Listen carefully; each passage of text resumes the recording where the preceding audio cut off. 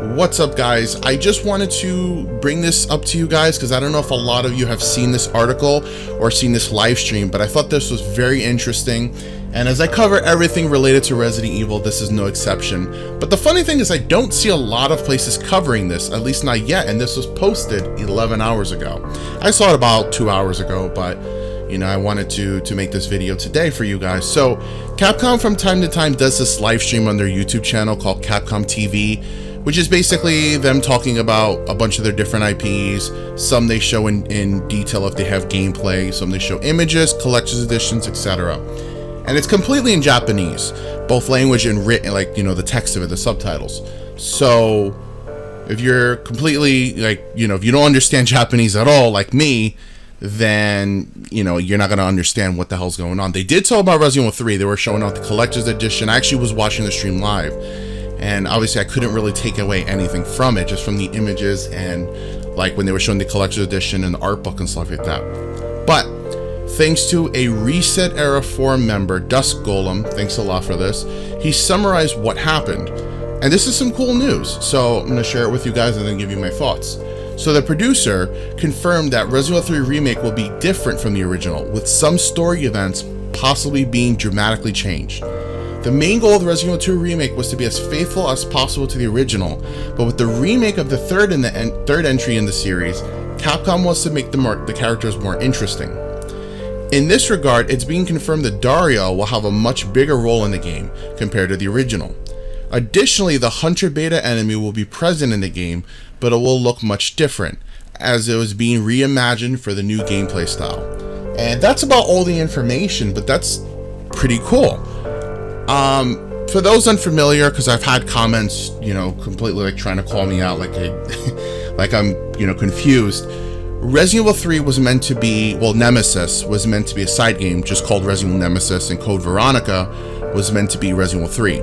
And due to this partnership that Capcom had announced with Sony, that they were going to produce 3 mainline titles, they had to call Resident Evil Nemesis Resident Evil 3 Nemesis, because they wanted to make Code Veronica on the Dreamcast, because it was a stronger console, and that was the game that was fully 3D for the first time, that didn't have to have pre-rendered backgrounds, it had 3D backgrounds.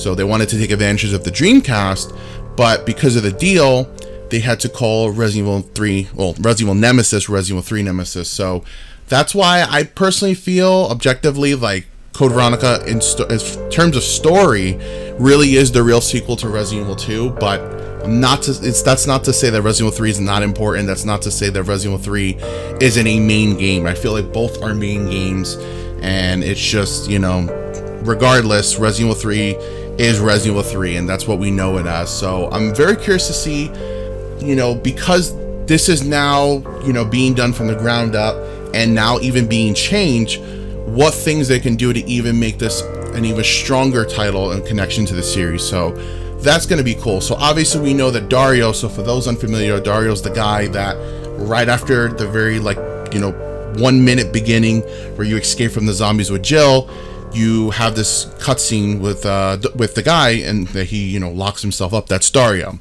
And the whole thing is that in the original, he locked himself up because he didn't want to face death. Basically, he didn't want to try to escape. He abandoned his wife and daughter and his mother, and they were all killed. And eventually, as you progress through the game and you come back, like when you have more weapons, like when you get the crank and, you know, you start collecting all the items going backwards, you find him being eaten by a zombie. What must have happened is, like, he came out and, you know, zombies got in, he came out and he got attacked or whatever. So that's pretty much the most of the story, and there's a journal entry in there which obviously talks about, you know, what he was thinking, what was going through his mind. So that's kind of his background story, and there was gunpowder in there as well. So it's going to be cool to see even more from him. I'm curious if anything will be different, if you'll see some cutscenes maybe regarding his past. He'll talk about it to you maybe, and you'll see it in a cutscene, or, you know, maybe he'll actually leave the area and you kind of like help him get through things, or he helps you get through things. So that is stuff that I like. I always like when they add more, like how they added more to Kendo in Resident Evil 2 Remake. I don't want to spoil it still, even though the game is almost a year old, but it kind of sucks that Kendo didn't have more of a role. I would have liked to have, you know, had him do even more. So I'm hoping with Dario that we get even more than, you know, just a small little extra cutscene or something. But I think that giving characters in the game more story, more connections to the series overall is the smart idea. And one of the characters I really hope they do that with is Carlos, because I'm not particularly crazy about Carlos. I don't hate Carlos. I think he's an okay character, support character. But if it would be cool for maybe even an additional segment, an additional area that you get to play with him, or maybe even more dialogue with him, more of his background or something. Because after Resident Evil 3, that's it. We've never heard from Carlos again, and honestly speaking, probably never will. So for the one game that we have Carlos, why not have more story? Hell, he was a more important character in the live action series than he was in the one game that he was in. So Carlos, Mikhail, Nikolai, you know, any of the Umbrella agents, not agents, mercenaries can, you know, get more story. Jill could have more story, maybe prior to the events of Resident Evil 3, like showing more cutscenes talking about Resident Evil 1 and the connection to that. Even though we know a lot about that in files and in lore, why not see even more of that? And why not have that beginning segment that they show, which I still wholeheartedly believe is going to be the beginning of this game, where you have Jill already dealing with Nemesis and you have to run away from him. And why not have that actually be a playable segment? Like, that would be really awesome if that was something that would actually come true. I think there's a lot of ideas they can do, and it's also cool to see that they're gonna just build upon what they've had.